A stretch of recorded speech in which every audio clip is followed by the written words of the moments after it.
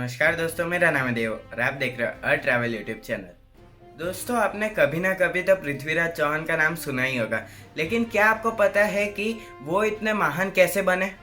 पृथ्वीराज चौहान चौहान वंश के क्षत्रिय राजा थे जो 12वीं सदी में अजमेर और दिल्ली पर राज करते थे। जब उनके पिता सोमेश्वर की मृत्यु हुई तो उन्होंने 13 साल की उम्र में अजमेर के राजगढ़ की गद्दी को संभाला। पृथ्वीराज चौहान बचपन से ही एक खुशहाल योद्धा थे। उन्होंने युद्ध के अनेक गुण सीखे थे। पृथ्वीराज चौहान के दादाजी अर्नोराज ने पृथ्वी के साहस और बहादुरी के किस्से सुनने के बाद उन्हें दिल्ली के शासन का उत्तराधिकारी घोषित किया था।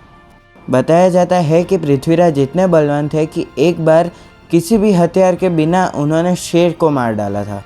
पृथ्वीराज चौहान द्वारा संयोगिता को ले जाने से महाराज जयचंद क्रोधित थे। परिणाम स्वरूप दोनों राज्यों के बीच में युद्ध हुआ। इसी का फ़ायदा उठाते हुए मोहम्मद गोरी ने भारत पर आक्रमण कर दिया। सबसे पहले उसने पंजाब पर चढ़ाई की। पृथ्वीराज की सेना ने गोरी को आगे नहीं बढ़ने दिया, लेकिन अफ़गानी सेनाएं रात्रि में आक्रमण कर देती जब पृथ्वीराज की सेना घायलों के उपचार में लगी होती। मोहम्मद गोरी ने भी रात में आक्रमण किया, जिससे हमारे सेनाओं को संभलने का समय नहीं मिला।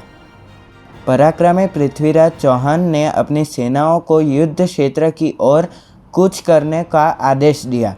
दोनों सेनाओं की भिड़ंत टराइन नामक जगह पर हुई।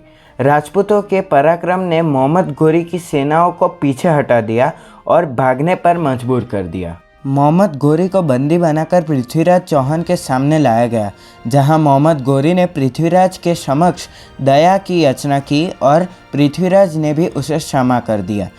इसके बाद भी मोहम्मद गोरी के आक्रमणों का यह क्रम चलता रहा और पृथ्वीराज उसे क्षमा पर क्षमा करते रहे।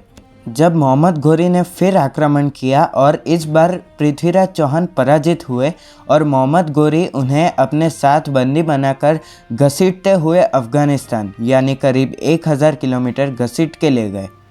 अफ़गानिस्तान जाकर गोरी ने पृथ्वीराज की आंखों में लोहे की गर्म सलाखें डाल दी। थोड़े दिनों बाद जब पृथ्वीराज चौहान बंदी गृह में थे, उस समय उनके दरबारी कवि चांदबरदाई भी वहाँ मौजूद थे।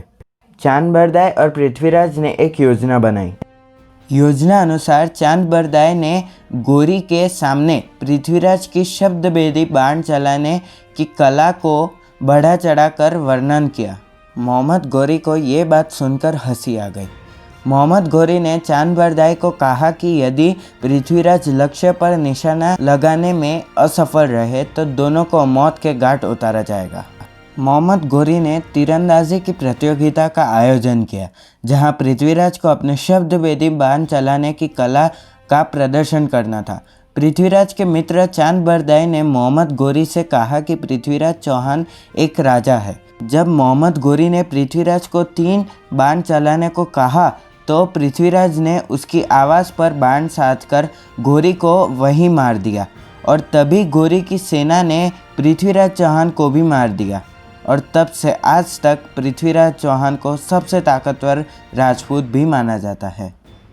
बताया जाता है कि जब अफ़गानिस्तान के लोग मोहम्मद गोरी के दर्शन करने जाते हैं तो उससे पहले पृथ्वीराज चौहान की समाधि पर जूते मारते हैं।